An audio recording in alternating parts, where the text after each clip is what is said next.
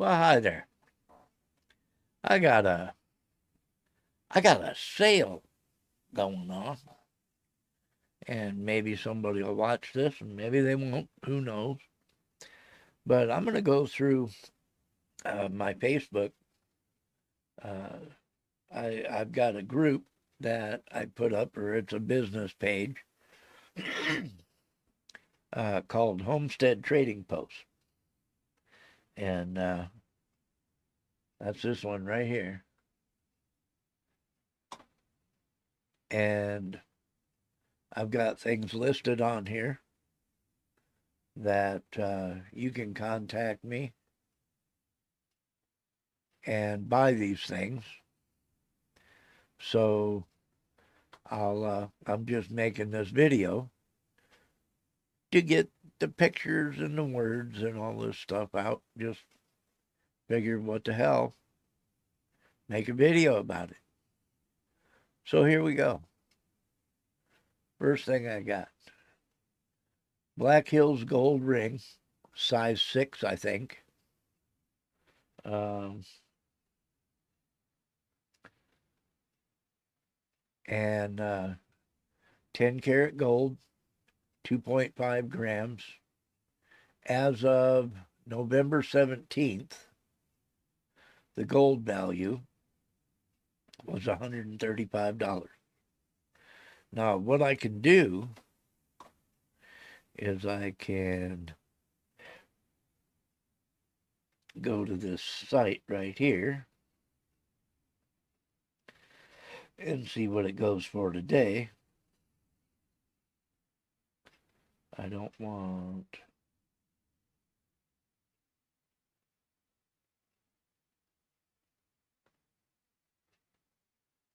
I want grams.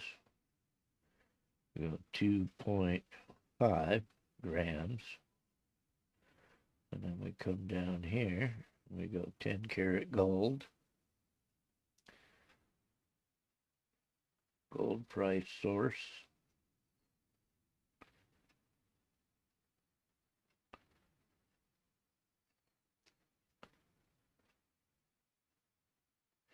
Calculate. Well, today it's $151.04. 2.5 grams of 10 karat gold, 151.40. That gives you right there, lets you know exactly.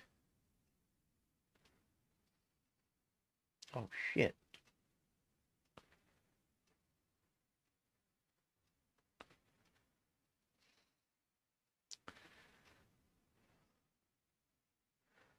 Okay. I'm going to edit this now.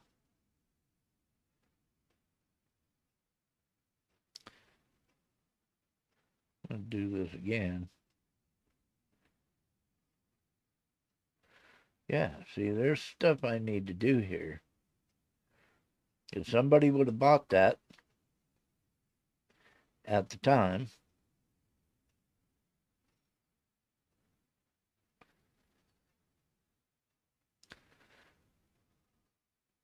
they'd already made money because I got it at 135 bucks.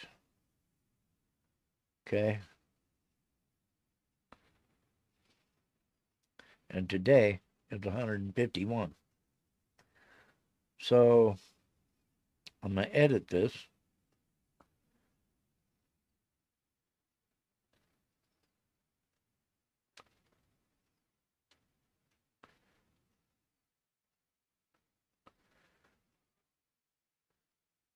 I want 150 for it.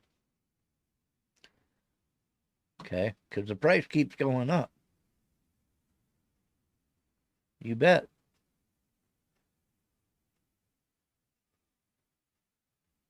We'll do this.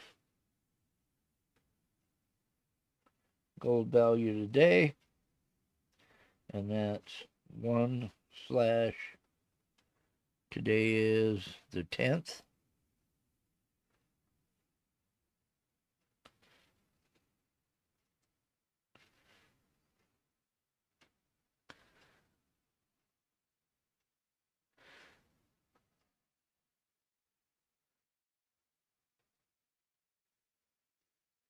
Let's do this.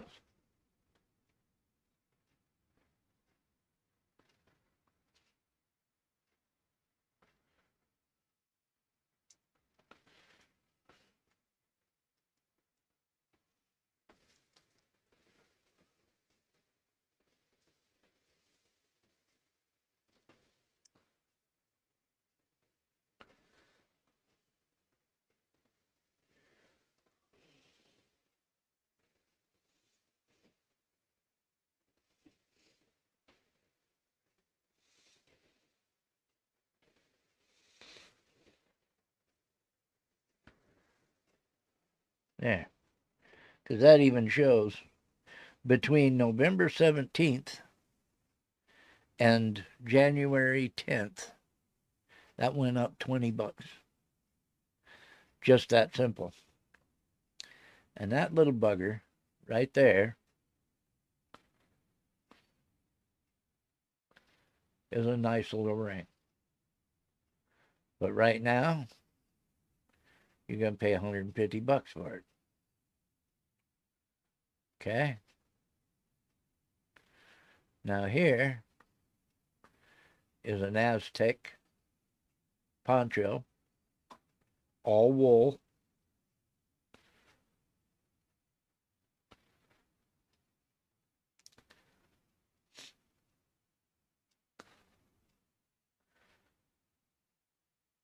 It's got a cotton undercoating right here, but the outer, I believe, is wool.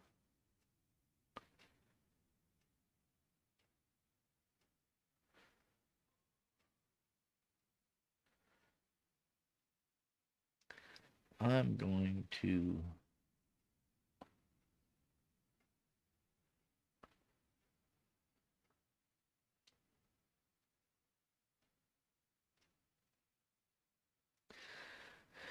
I believe it's all cotton, actually. Because I put it on and it's not itchy. It's not scratchy. It's not itchy. Okay. But there's another deal. Okay. Now we got a full bear hide rug. And this full bear hide rug, all the teeth, the only thing it's not got on it is the claws. Done by Curtis Taxidermy in Montana. Okay. The reason it don't have claws is because of a dog. The dog really liked the claws and ate them. But you're not going to find a bear hide rug for $200 anywhere, even without the claws. Now here we got a Black's Law Dictionary, 4th edition from 1968. And if you ever lost a legal document, not having one of these is probably why. If you've ever lost a legal argument, I mean, not having one of these books is probably why you lost the argument. Believe it or not, a law dictionary is much, much different from a regular dictionary. A lot different from a regular dictionary. There are different interpretations of words in a law dictionary, the Black's Law Dictionary. And this is a really thick damn book. Um, but yeah, they're expensive. So $100 for that Black's Law Dictionary is a damn good price. You'll pay 125 to 150 anywhere else. Okay, now here. Believe it or not, this bow is a custom made by J.D. Berry, James Berry, recurve bow. And I'll show you. this one right here, hanging on the wall, because I can't hunt anymore. My lungs won't allow it. I can't breathe good enough to say it's any good. It has, the action is 50 pounds at 28-inch draw. It is 62 inches long and has barely been used. The string is brand new, comes with an attached 3-arrow quiver um, for hunting. J.D. Berry is James Berry of J.D. Berry Bows stopped making his recurve bows, and I was the lucky guy who talked him into making his last one. This bow has a U core, and all other woods are exotic hardwoods. Every line you see is a separate laminate, and the arrow is inlaid into the front of the bow, not painted on. I want $650 for this bow, and it's well worth that price. As you look, okay, you barely see right up here, there's a little bug on there. That's James Berry's signature bug. And what he told me is that there are bow makers that do Black Widow bows, and they put a Black Widow on their bows, and they have went completely commercial.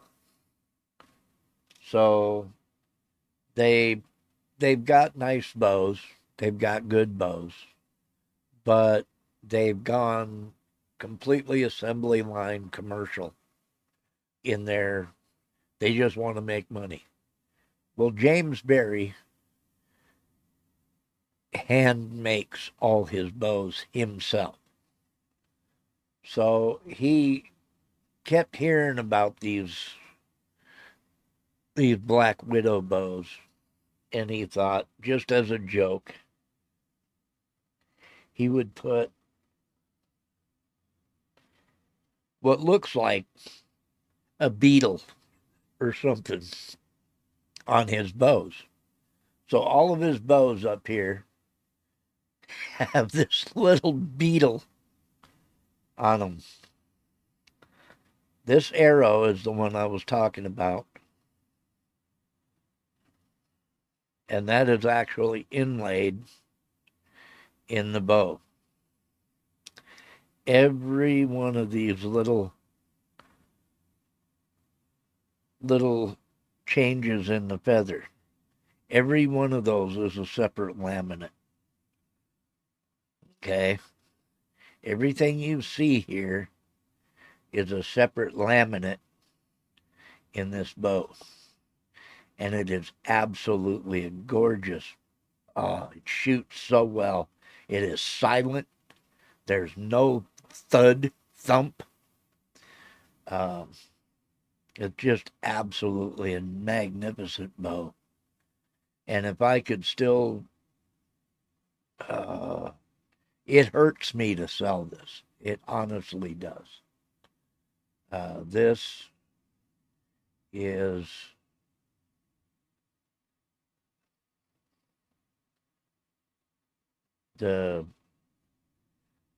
it's a strap-on quiver, holds 3 arrows, and I'm going to tell you, you don't need more than 3 arrows to hunt with. Chances are, if you missed with the first one, you just missed, and he's gone anyway. But every line you see here is a separate laminate, within this bow. Every one of these, this is absolutely gorgeous work. It has a U core, like I said, the buck zapper. That he spelled my name wrong. My name is Dell, but he called me Dale. And he asked me what I wanted the bow to be called, and I called it the buck zapper. Now, I'll tell you about the buck zapper. Um, there's the bug I was telling you about, the little beetle right here. Um, but it's kind of a long story. But the bug zapper, the buck zapper. Let's see. I'll tell the story first. Um, the deal with the buck zapper is I have a longbow for sale also. And I bought the longbow. It's a J.D. Berry longbow. It's 46 pounds at 28 inches. It's 66 inches long, and I'll show it to you because it's this one right here.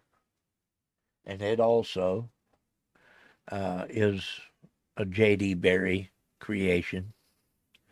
Um, but when I wanted to get back, I had a bow when I was a kid. I was about 8 years old, 8 or 9, and I got really good with it. And one day we were at my aunt and uncle's house, and my cousin and I were shooting my bow. And somehow we got the idea to shoot at the chickens. And I shot a chicken through the neck, and it's one of these old well, back in the 70s and the 60s, you could buy them at Woolworths. And that's where I got mine was Woolworths. You could buy them at Kmart. But I was from North Dakota. The closest we had to Kmart was Woolworths. And it was a little 15-pound bear bow. And it was one of those that the grip was left hand or right hand. So you could, whether you were right-handed or left-handed, you had a place to lay the arrow. And it only had 15 pounds of draw, so it's a little kid's bow. But that's pretty good poundage to shoot at chickens and crap like that. I mean, if you're any good, it went in one side and it came out the other, but it was just hanging there because it only got about halfway through the chicken's neck. And this chicken is running around with this arrow stuck out of its neck, out of each side. Well, I got in trouble. I got the bow taken away. My uncle killed the chicken, chopped its head off. My aunt boiled some water, and my cousin and I had to pluck the chicken. And that was the smelliest damn thing we ever did. So I lost my bow. Well, later on, we moved to Washington, and I was about 12, and I got a new bow. Same kind. It was about a 15-pounder. I bought it at Kmart. Came with 3 arrows, and we were trying to find stuff to shoot at. And my friend went in the house and he got one of his mom's cooking pots that was aluminum, and it was just a little cheap one, but evidently it was one of her favorites or some shit. And I put an arrow through the bottom of it. It didn't go very far, but it poked a hole in the bottom of that pot. Well, that bow got taken away, and I got in trouble. So I hadn't had a bow in a long time. And when just before we moved to North Dakota, I was, God, what was I? 97. I was 37. When I was about 35, I found a uh, a compound bow at a pawn shop with a quiver and all, had arrows in it already, and it was a Nova, PSE Nova, a little short fucker, but they only wanted $45 for it, and I bought it, and I tried to use it, and I just couldn't use it. You held it straight up and down, and there was this little weird thing in the fucking string that you looked through, and you had to fucking put it pins. It was like trying to aim a gun, and the bow stayed straight up and down, and I could not fucking use that bow. But I kept it, and I tried hunting with it for a year, and it didn't fucking work worth a shit. I just couldn't figure it out. And we moved to North Dakota, and I was looking for a bow, and I found two bows at a. We were low on money. I mean, like really low on money.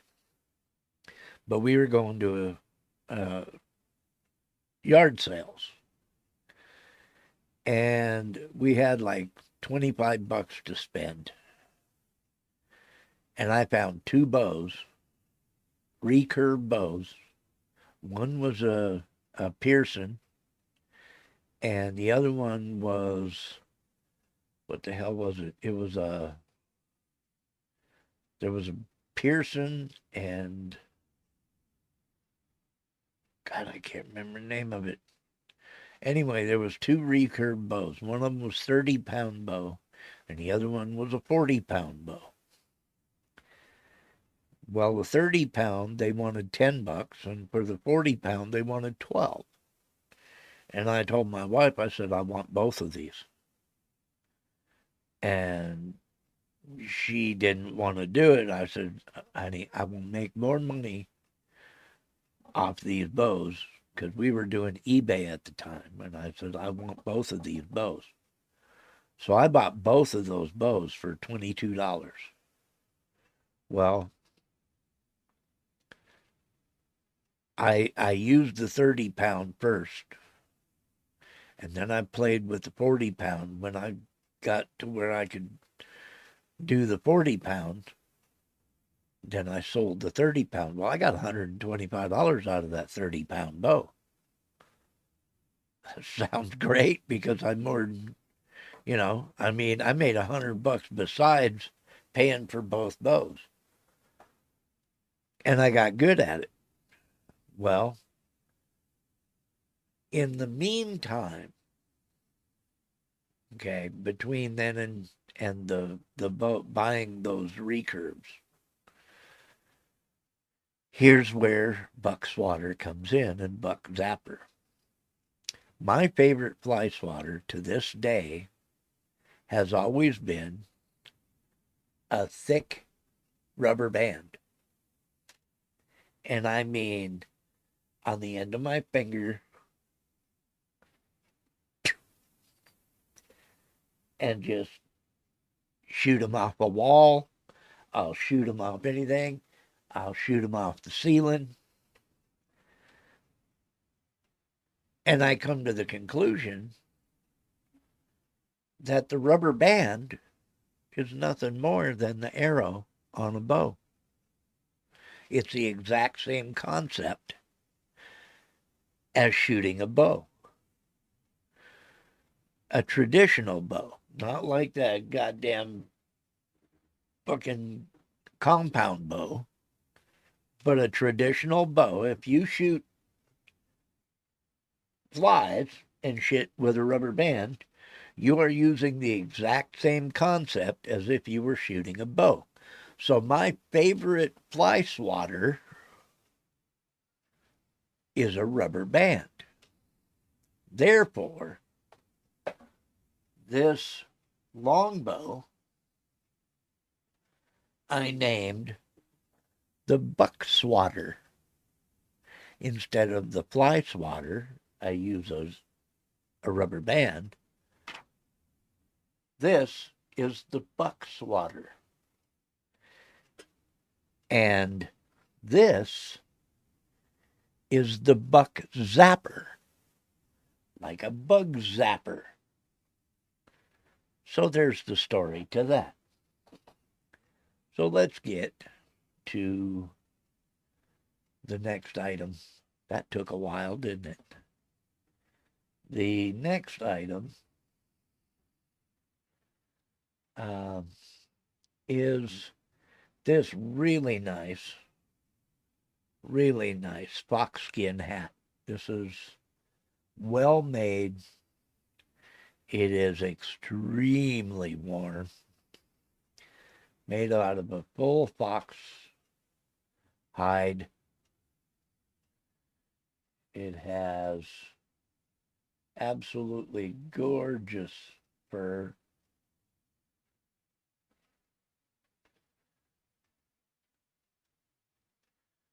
And the tail is completely full.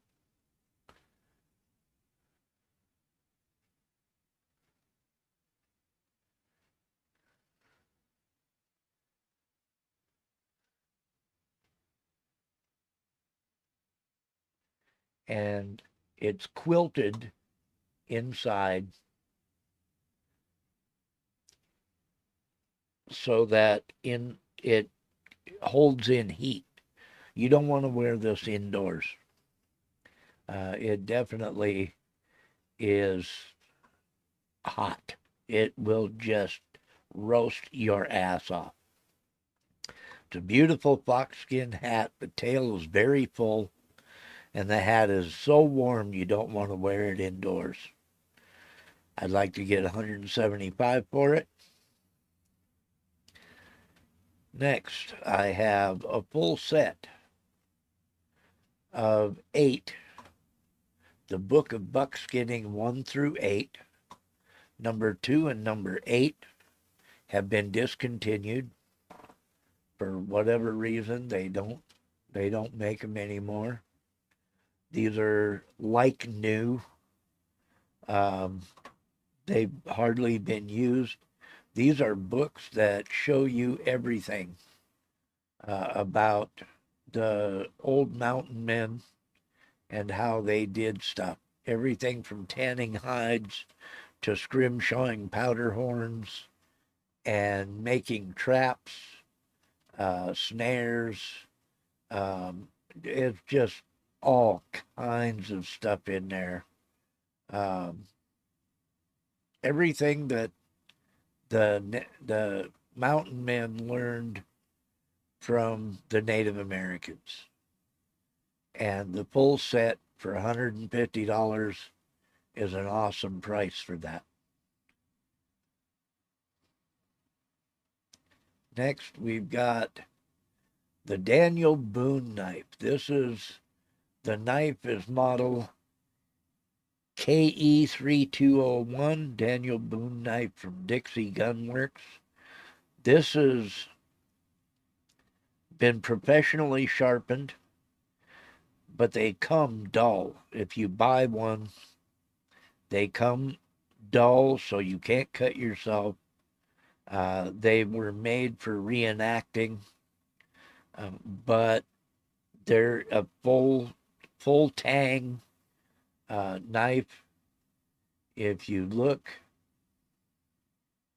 Um,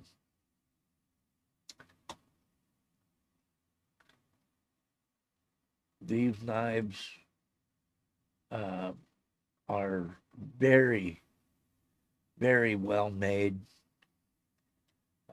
It's a Damascus steel, folded and hammered.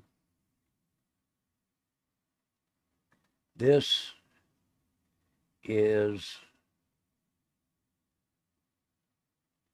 a replica of the exact knife that Daniel Boone used Dixon knives as his daily work knife. This is a replica of the knife found on Daniel Boone. It was a trade knife, uh, and they call it the Daniel Boone knife because it's the one that they found in his possession when he died. It was his daily use knife. The Damascus blade is 11 and a half inches, and I'm asking 140 for it. If you go to Dixie Gun Works, they want 165, and it's not sharpened. Okay. This one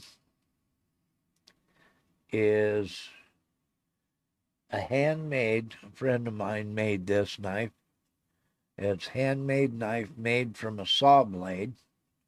It has a python sheath, deer antler handle, and the blade is 8 3/4 inches long. Very sturdy. This knife is awesome. This is a beautiful knife. The sheath is pure python hide. Um, it's a gorgeous knife. He even carved the antler handle to look like this is artificial sinew holding it together, besides the glue, which is a natural glue that he used, a natural epoxy made with tallow and pitch that virtually will never come apart. There's no way that's going to come apart. And then it was wrapped with artificial sinew. This is actually as close to an authentic mountain man knife as you're going to find. Wrapped with artificial sinew. Here's the little eyes of the snake. Yeah, this knife is gorgeous. For 150, you won't find another one like it anywhere. There's no way. Now we get into the flintlocks. This is, I have various flintlocks for sale. All have been custom made. They're all in excellent condition. This one is a 54 caliber Tennessee long rifle by Tennessee Long Rifle. What that means is if you look over here, the depth of the curve and the tilt of the stock, how it drops down, and the depth of the curve will tell you the Tennessee, that's the way they made them. This is number 5 curly maple. This is high grade, extremely high grade curly maple all the way. This is absolutely, it has a swamped barrel. which means that it's thicker in the rear, it thins out in the middle, and becomes thicker at the end. What that does is um, it shaves uh, weight off the barrel, off the gun itself, and uh, makes it more accurate. This is a gorgeous rifle. It has full buckhorn, sights. If you look here,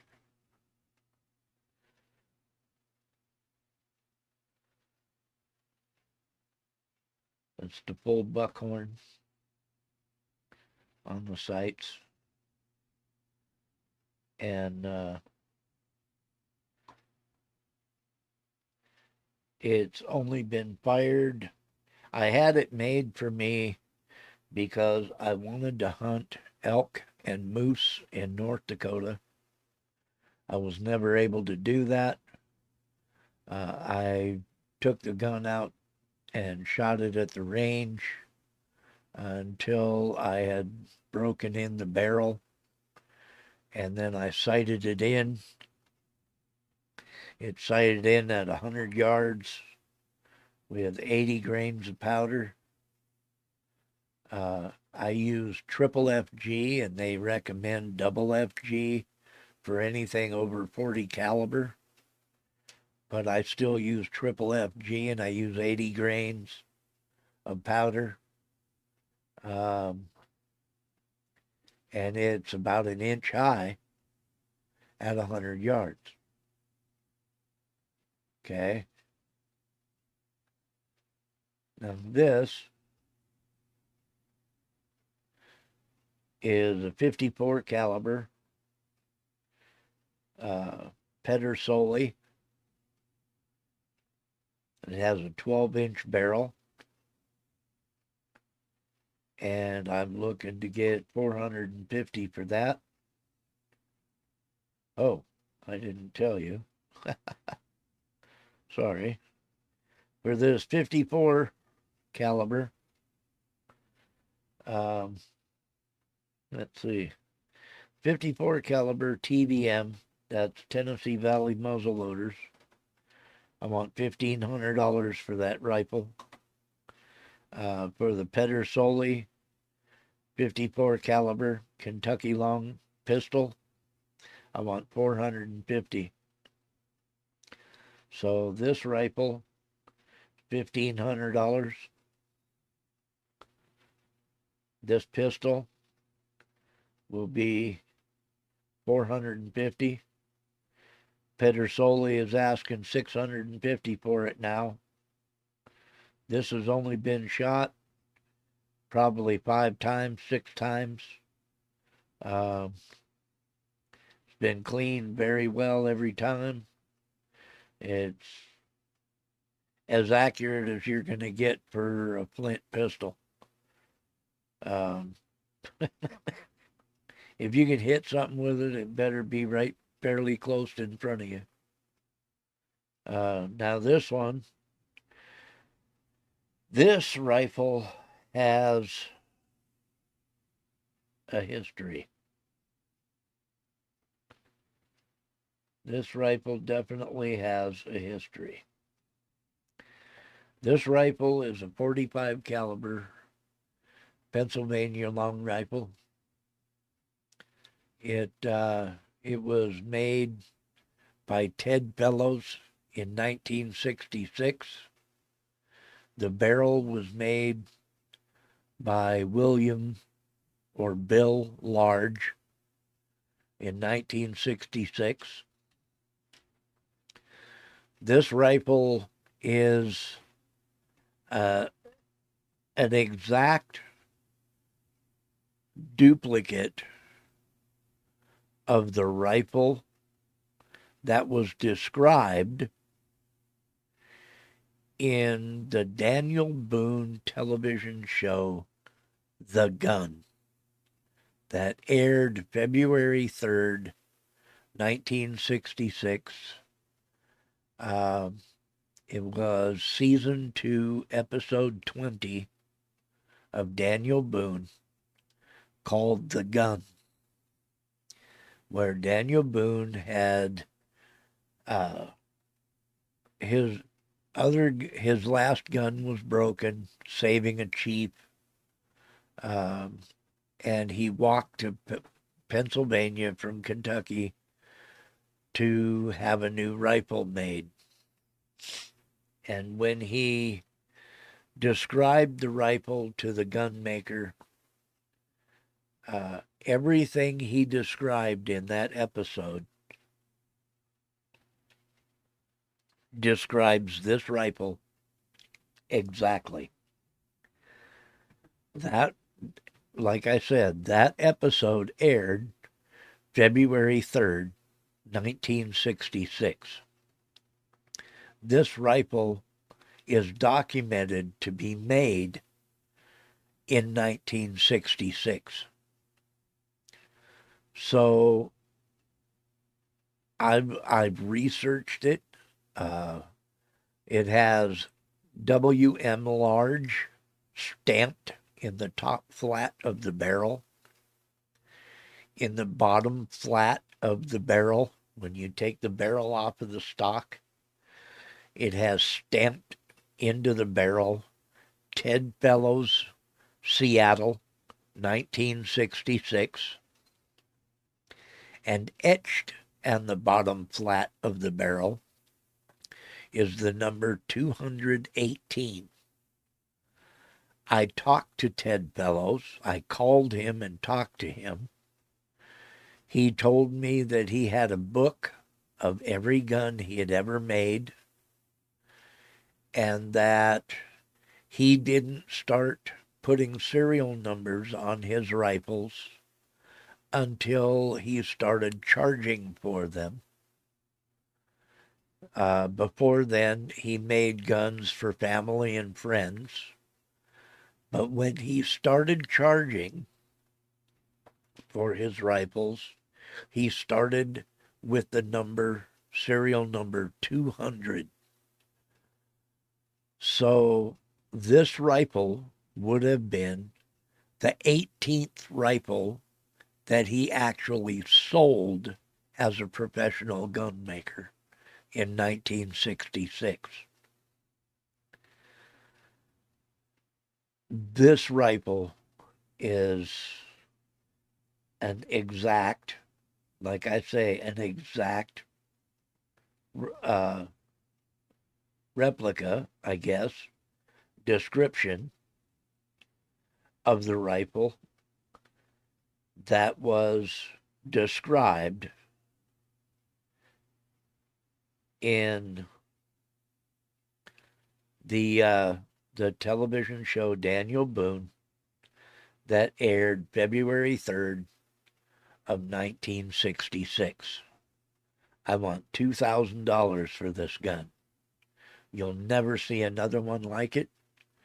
It was 45. It's 45 caliber flintlock long rifle, and you'll never find another one that makes as close a connection to a historical TV show or a historical event anywhere.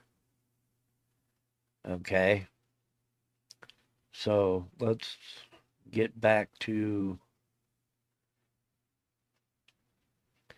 this. Is a box. This pistol was made by R.L. Loken,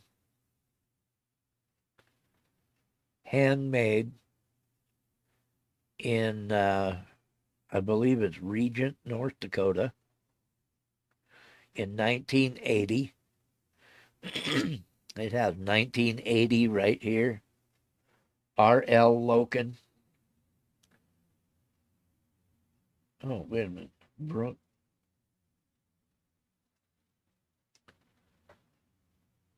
God dang, I can't even. I didn't get a good picture. Brink.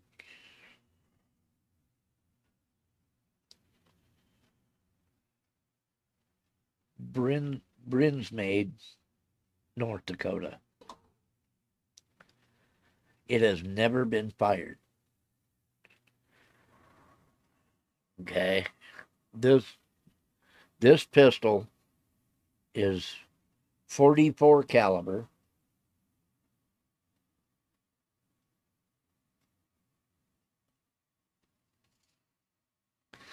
It comes with its own ball mold.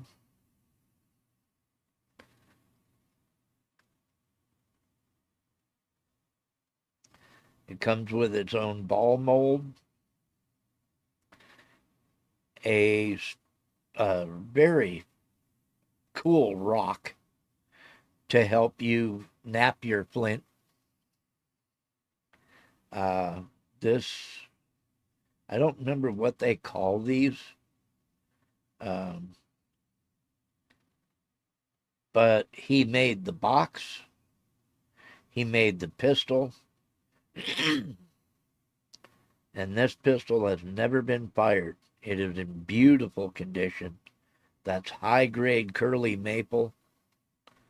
That it is just absolutely a gorgeous pistol. And I want $1,200 for that one. Okay. But those are my flintlocks that I have for sale. This is the buck swatter, the J.D. Berry handmade longbow that I told you about. 66 inches long, 46 pounds at a 28-inch draw. It's made with 11 specialty hardwoods.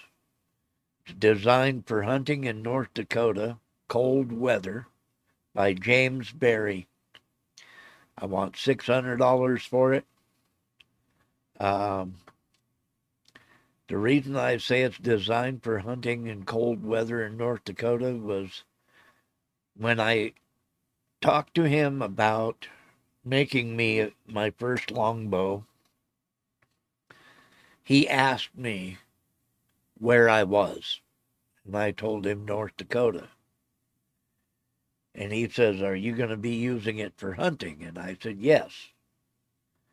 And he says, "Okay, that makes a difference." And I asked him why. And he said, "Because you boys up there hunt in some really cold weather." And I said, "Yes, we do." He said, "That makes a big difference because woods will expand and contract with temperature." And he says, I really need to know the hardwoods to use when I make your bow so that you're not in the middle of drawing this bow and all of a sudden it just falls apart on you or splits or snaps. And that makes a big difference. So this rifle or this bow is made for cold weather hunting. Uh,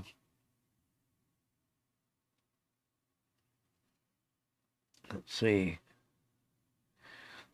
Yeah, he made my recurve as well. Um, but these photos are of the longbow.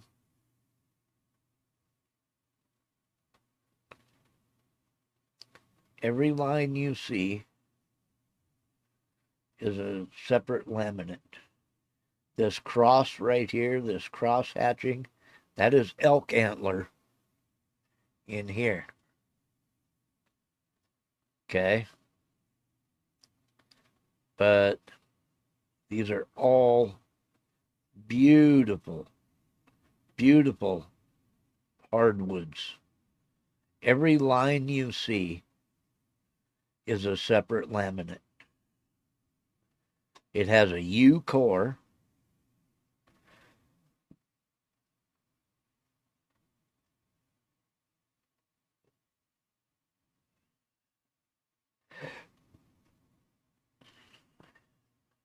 And it shoots like a dream.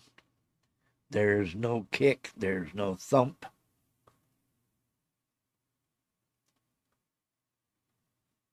This is zebra wood right in front here. What you see is what you're looking at right here is zebra wood.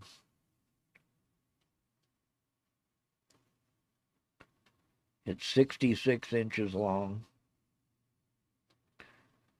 Very thin and absolutely gorgeous. It shoots like a dream. Absolute dream. I absolutely hate selling these. Like I said, everything you see here, every line you see is a separate laminate. You see how this one here, there are 3 lines there. There's a separate line in between those 2 little black lines. That is a separate laminate altogether. Everything you see there, that separate line in between the 2 black lines, every bit of this is all lamination. And they are all very professionally done. That was my first handmade longbow that I had made for me. And James Barry did it. He did the job. And I'm telling you, I couldn't have been happier. That's absolutely the most gorgeous bow. This is the zebra wood I was telling you about. Right here. And right here. Goes down to a point. The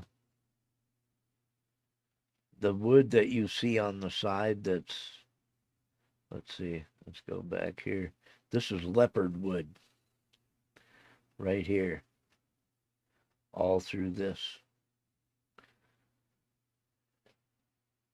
I have a paper that shows, and this is where I was telling you, where it says buck swatter. So my longbow is the buck swatter, and my recurve bow is the buck zapper. And that's all due to the fact that my favorite fly swatter is a rubber band that uses the exact same muscle memory and eye coordination as shooting a bow and arrow. When you draw a rubber band, point at your target and let go of that rubber band to shoot flies, that's your fly swatter. So this is the buck swatter. And you'll never see one in as good a, you'll never find one better than this bow. 46 pounds at a 28-inch draw. Now, if you don't know how bows work, okay, and it doesn't matter whether it's a recurve or whether it's a longbow, 46 pounds at 28 inches is this bow's dimensions. This is for every inch past 28 inches that you draw, you add 3 pounds. So that means that if you have a 29-inch draw, this is a 49-pound bow. If you have a 30-inch draw, this is a 52-pound bow. See what I'm saying? It's 46 pounds at 28 inches, 49 pounds at 29 inches, and 52 pounds at 30 inches. So when you're drawing, the length of your draw from the front of the shelf,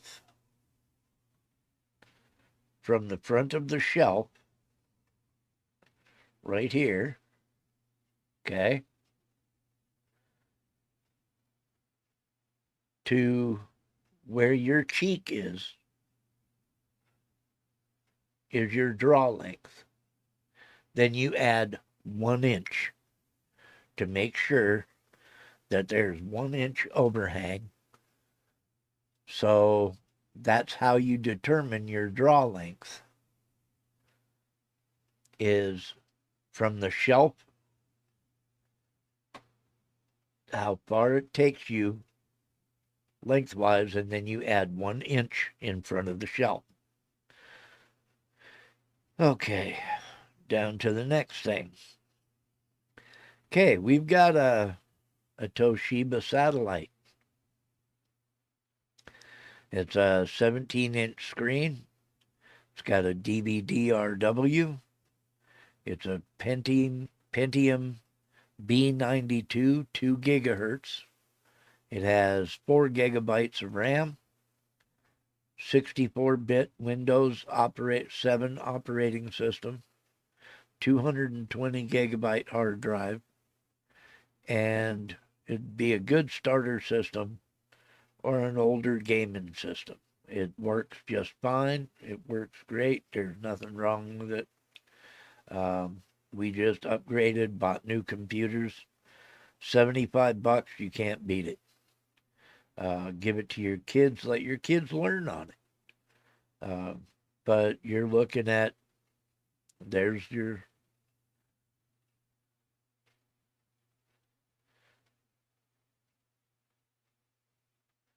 okay. All right, I'm going to skip all of this Christmas stuff. We've got all kinds of Christmas crap, except maybe this one. This one's kind of cool. It's a metal cowboy horseshoe Christmas tree. $25. It stands 2.5 feet tall. It comes with, that's what it looks like. And there's 4 on each one of these. And you just put it up, got the sheriff's badge. Pretty cool. Just a little standalone Christmas tree. Got every place you can hang stuff from and all that. We'll bypass all this Christmas stuff. That stuff will be able to be sold next Christmas or whenever. Oh, here we go. Now, this is an original antique, 6 3/4 inches tall and 5 3/4 inches wide Rexall Drug ceramic mortar and pestle. This is a gorgeous original. There's no chips in it. There's no dings in it. This is all, what do they call that when it's gilded like that? That's an original Rexall Drug mortar and pestle set. That's in great condition. It is the original as it sets. I need $200 for that. That is absolutely a gorgeous setup. Now here we got a really weird little thing. Everybody's heard of a jackalope. What we got here is a full-size mounted flying jackalope. It's a 4x4, 4.8 point, I guess you'd call it, an 8-point buck jackrabbit. part jackrabbit, part white-tailed deer, and part ringneck pheasant. $250. It stands. Gosh, did I even look? I didn't even. I didn't even really measure it how tall it stands, but you can see it has pheasant feet, pheasant tails. It has pheasant wings, jackrabbit body, and deer, white-tailed deer antlers, 4x4,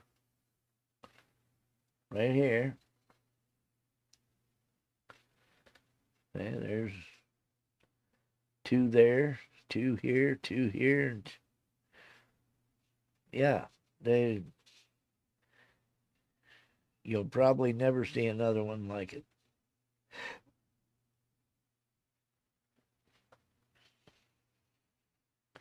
We had that in the bar when we owned the bar, and I literally had guys that came to North Dakota for pheasant hunting. Um, where we had that sitting up on the shelf was above our off sale liquor display. Well, these guys didn't want, every once in a while, we'd get somebody in that didn't want their wife to know that they were in a bar. So they would literally ask me to take this thing down off the shelf and put it on a table so they could take a picture of it without having liquor bottles around it. And they'd send the pictures to their wife. But I thought it was hilarious because the only thing was they just didn't want their wives to know that they were in a bar, and it was sitting right above our liquor display. So they'd have me take it down and let them take pictures of it while they were in the bar. Okay, some more Christmas, Christmas, Christmas. Okay, here's another good one. This is a full-size, 4-foot long, 9 rattle, full-fanged rattlesnake mount. This is freeze-dried. This is actual. They had to put glue, and those are little dots of glue on the tips of the fangs, so because there are remnants, uh, and you don't want to poke yourself on those fangs. So if you look, that's dots of glue on the tips of those fangs. Okay? And you look all the way down here, and you can count 1, 2, 3, 4, 5, 6, 7, 8. Wait a minute, there's one underneath that. 1, 2, 3, 4, 5, 6, 7, 8. I guess it's an 8. Could have swore that was 9. Hang on a second. There might be one underneath there.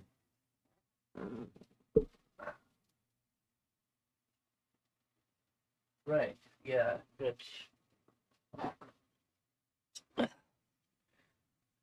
that'll show in one of the next pictures.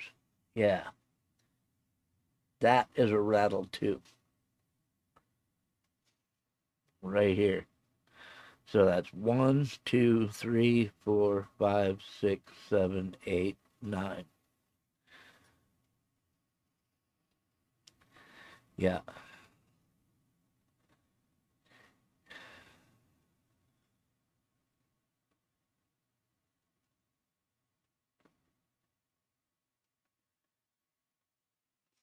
But that I want 250 for as well.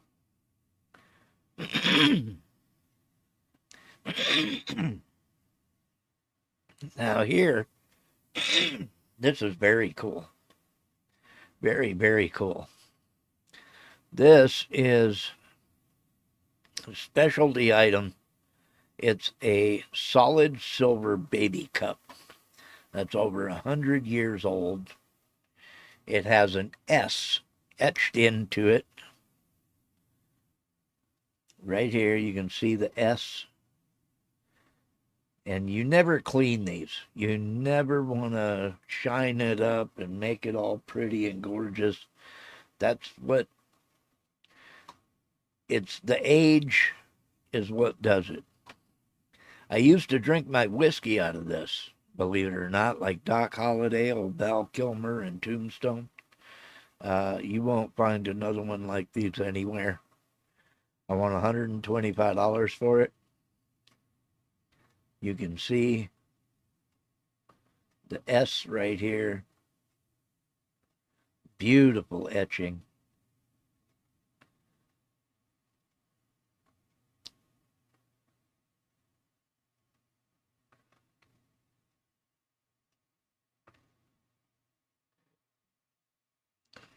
Solid sterling.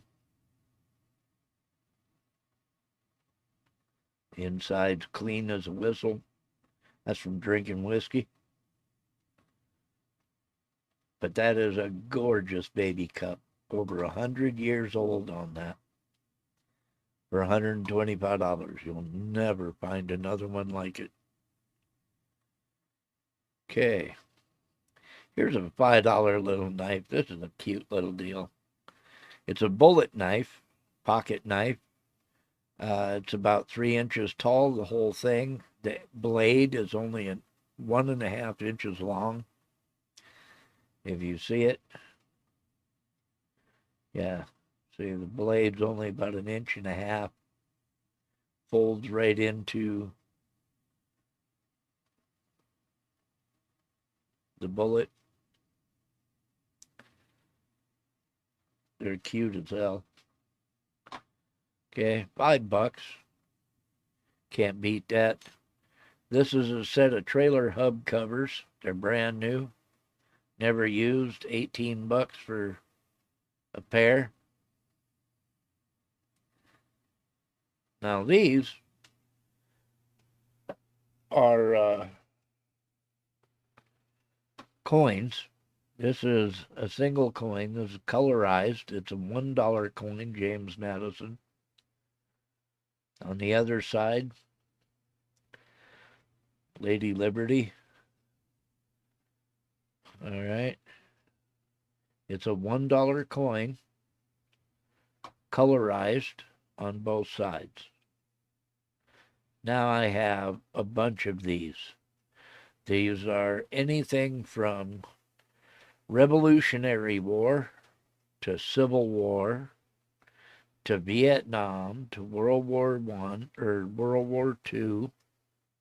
These are all $50. I want $5 each for them.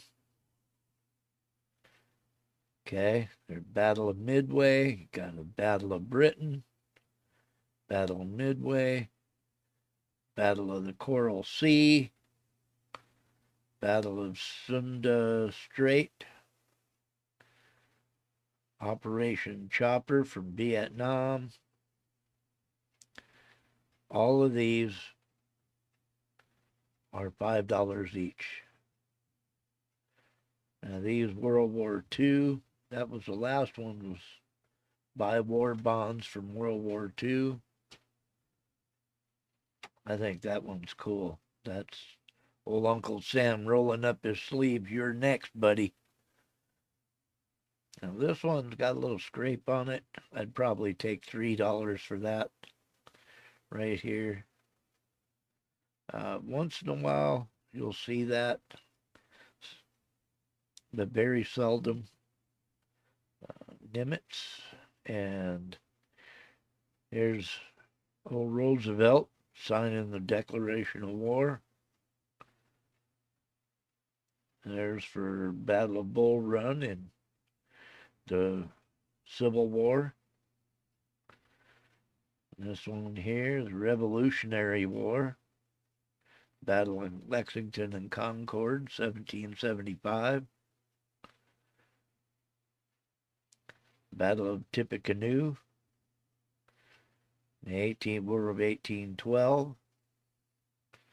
Paul Revere's ride, 1775. Stonewall Jackson, a Confederate general, 1863. William Harrison, William H. Harrison, War of 1812. That's got a little right up in here. I don't know if that's scrapes or whether it just made to look that way. Here's Gettysburg Address. That's a gold. I don't know if it's solid brass or what it is, but that was done in 2012 with the Gettysburg Address on the back. This is an old uh, air gauge, pressure gauge.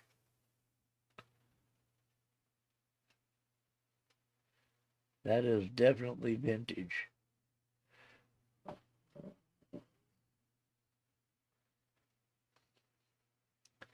Schroeder.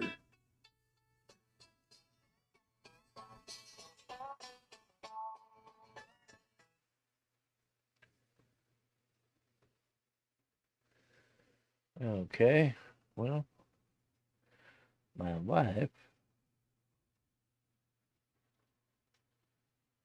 my wife has dinner just about ready, so I'm going to see what else we got here. Oh, all of those are individuals, all $5 each, except for probably that one. I think $3 on that one. Okay. Then we got this here I just showed you. Now this, it's from probably 1920. I want to say 2025, somewhere in there. This is a beautiful Lady Elgin 15 jewel 14 karat white gold watch with 6 half carat diamonds from the 1920s. This watch still works like the day it was made. It's a very delicate item, very beautiful. This is, if you can read that, that is absolutely gorgeous.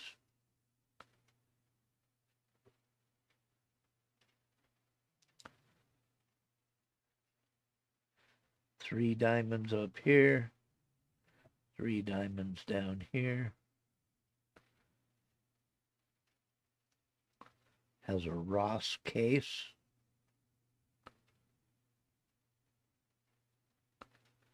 Yeah. Absolutely a beautiful watch. $350 for that. And like I said, it works like the day it was made. Now this is a bolo tie that all it needs is the braided um, the braided leather tie itself that fits on it. This is antique. This is very old. There's no markings on there, but it is absolutely sterling silver.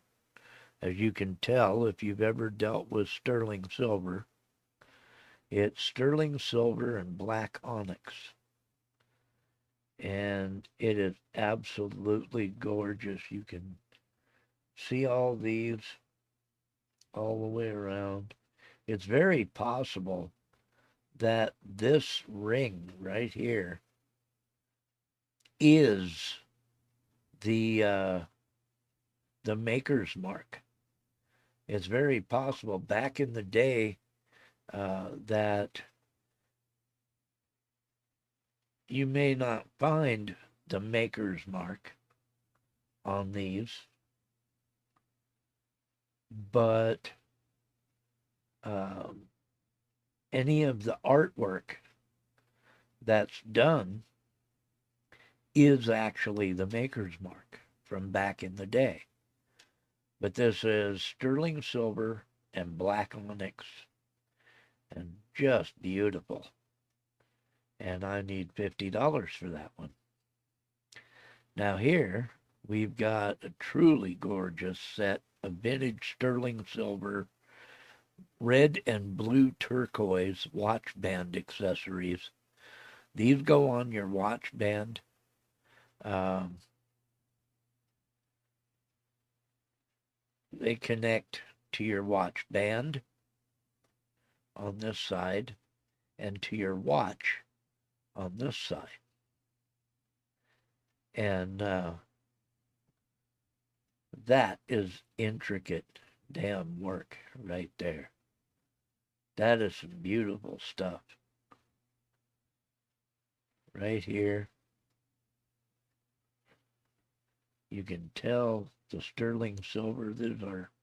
These are old, ancient, antique stuff. There's the maker's mark right here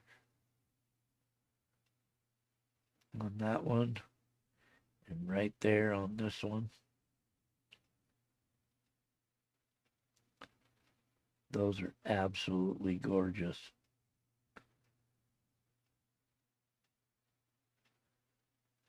Yeah.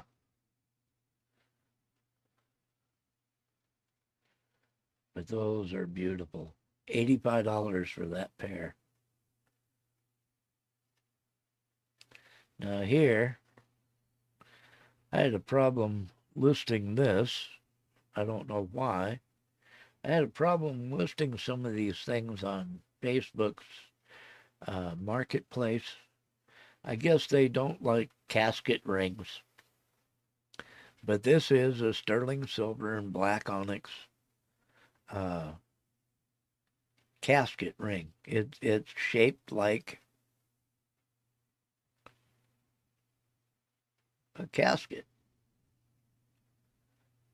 And you can see it's sterling silver, shaped black onyx like a casket.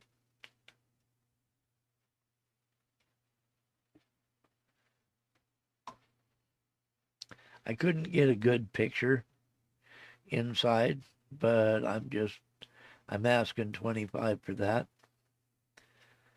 These, wait a minute. I had two of those.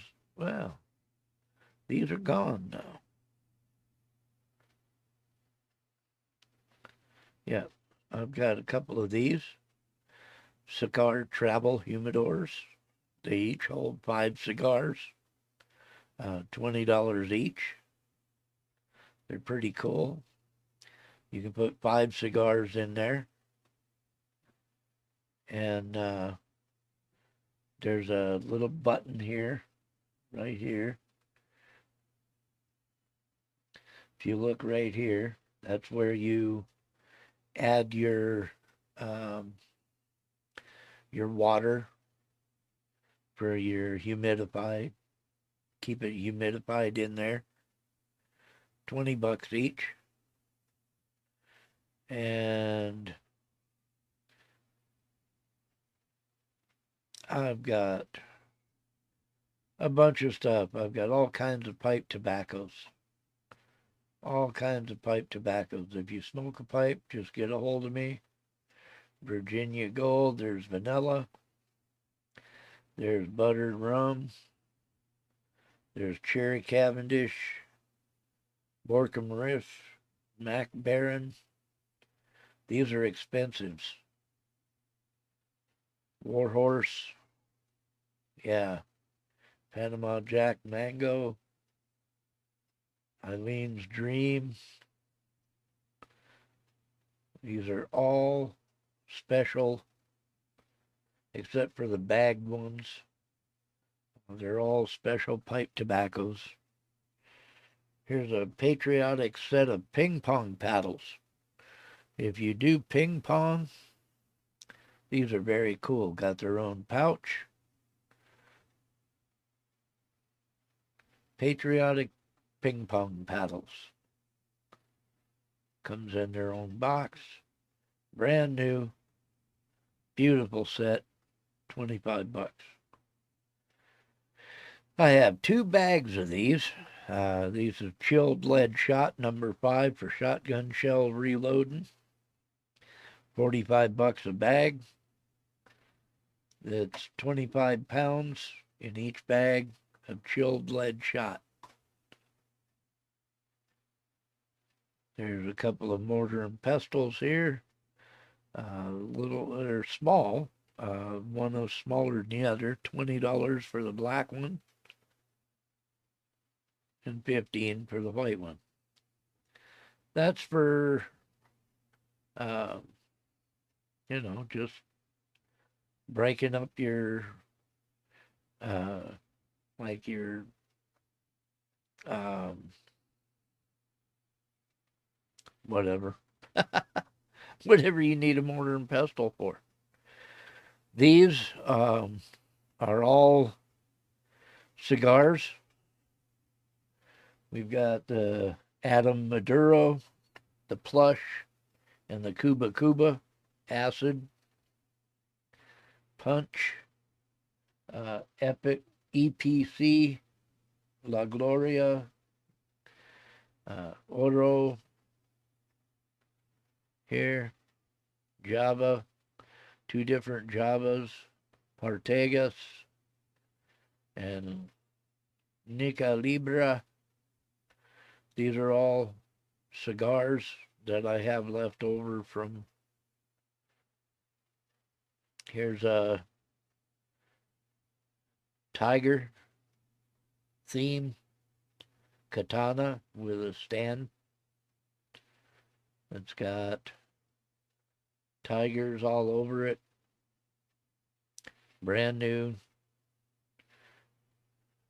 Only displayed in our store when we had the store, but I wasn't going to just let it go.